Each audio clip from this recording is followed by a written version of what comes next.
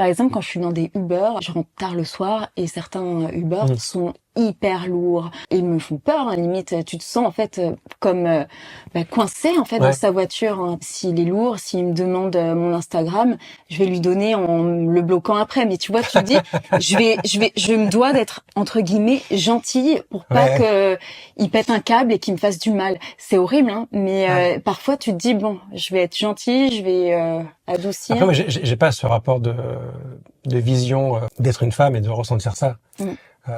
Donc du coup, pour moi, c'est vrai que c'est hyper choquant d'entendre ça.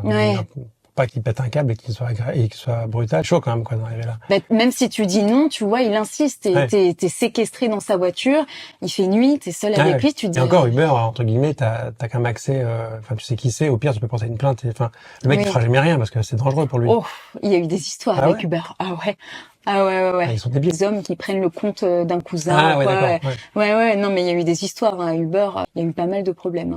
Faudrait peut-être que du coup, Uber, l'application, il y a un bouton, entre guillemets. À partir de ce 28 novembre, les femmes pourront choisir d'être conduites exclusivement par une autre femme sur Uber grâce à une option baptisée Uber by Woman. Uber by Woman, en fait, ça va être une affaire de choix. C'est-à-dire qu'il ne s'agit pas du tout d'imposer ce service-là ni aux passagères, ni aux femmes chauffeurs en aucun cas. Donc les femmes qui souhaiteront continuer à utiliser nos produits classiques en tant que passagères pourront bien évidemment le faire.